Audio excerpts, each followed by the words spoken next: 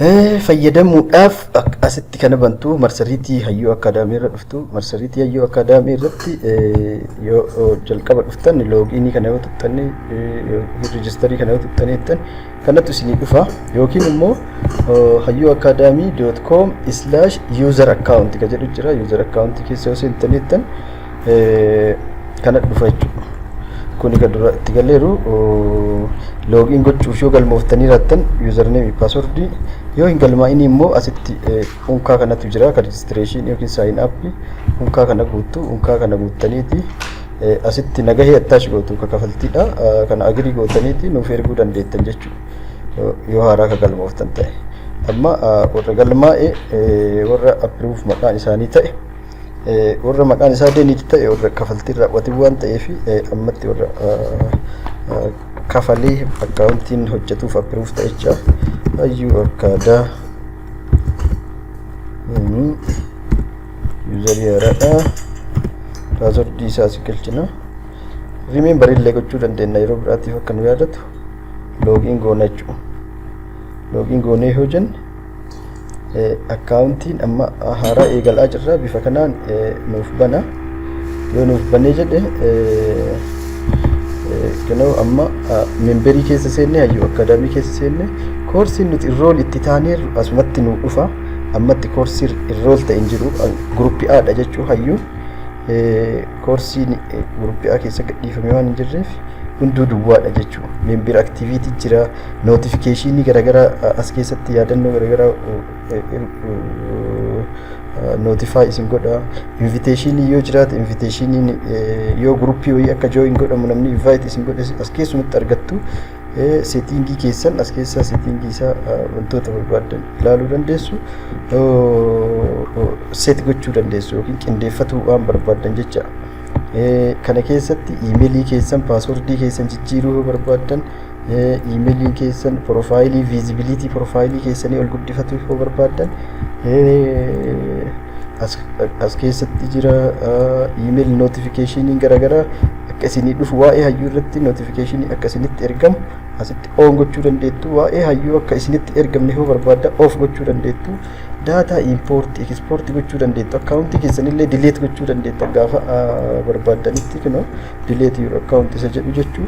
Visibility akkaawuntii keessanillee bifa kanaan settingii keessatti eenyufaatu arguu qaba profaayilii keessan ka jedhu.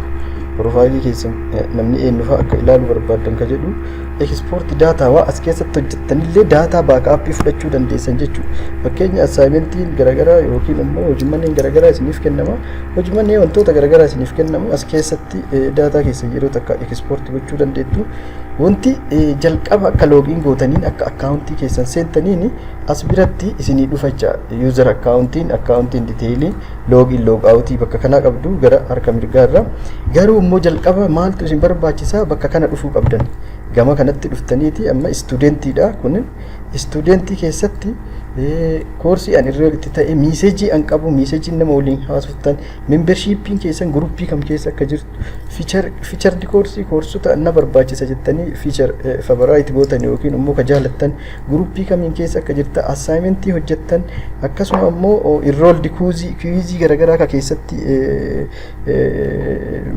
ramadamtanii jirtan yoo jiraate orderii garagaraa yoo bitatuudhaaf koorsiin garagaraa asirratti baha koorsii barbaadan koorsii isin hafellee bitatuu yoo barbaadan illee order gochuu dandeettu. Qabxiin keessa akka walii galaatitti illee meeqa ka jedhu jira. Odoo kana irra yoo dhufnu dura profaayilii kana suuraa profaayilii kana bira dhaqneeti profaayilii kana keessa seenuun barbaachisa jecha suuraa keenya itti galfachuu qabna jechuu odeeffannoo keenya guutuu qabna jalqaba akkuma dhufne. Yoo dhufnee jenne kun bifa kanaan dhufa profaayilii keenya sirreeffachuu waan qabnuuf profaayilii keenya kana suuraa kompiitara yookiin moobaayila keenya irraa fuuneeti access goona. Fakkeenyaaf Hayyuu Akaadaamiidha. Loogoo Hayyuu Akaadaamii asuma fudhadheen update profaayilii kiyya as jijjiireera. Maqaan kiyya akkamitti jira? Emailiin kan koo maali? Emailii asirratti fayyadamu kami?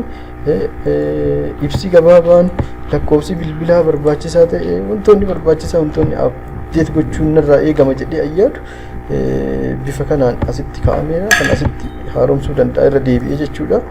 fiildii imeeliin kun barbaachisaa waan ta'eef imeelii gaafataa yeroo kamu teessoo ergaa imeelii Afrikaa Dijitaalii fayyadameera asirratti Afrikaa Dijitaalii fayyadameera waan ta'eef isa guutuu qabaa see gochuu barbaade. Fiildiiwwan hafan jiru fiildiin guutamuu qaban jedheeti inni na akeekkachiisaa jiru. Fiildota asirratti hayyuudha. Hayyuu akkaadaamii imeelii an fayyadamu kana profaayiliin garee an barbaadu garee A keessatti ramadameera. Kanarratti wanti upload gochuu qabu yoo jiraate yookiin immoo nagahee jedha warra haaraa galmaa'uudhaaf nagahee isaa akka galuu qabu jedhaa turre waan ta'eef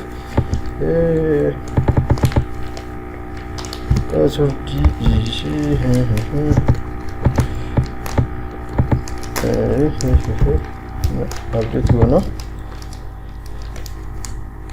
Update ta'eera jecha bifa haaraan change godheeti log out godheeti bifa haaraan seenaa nuun jedha.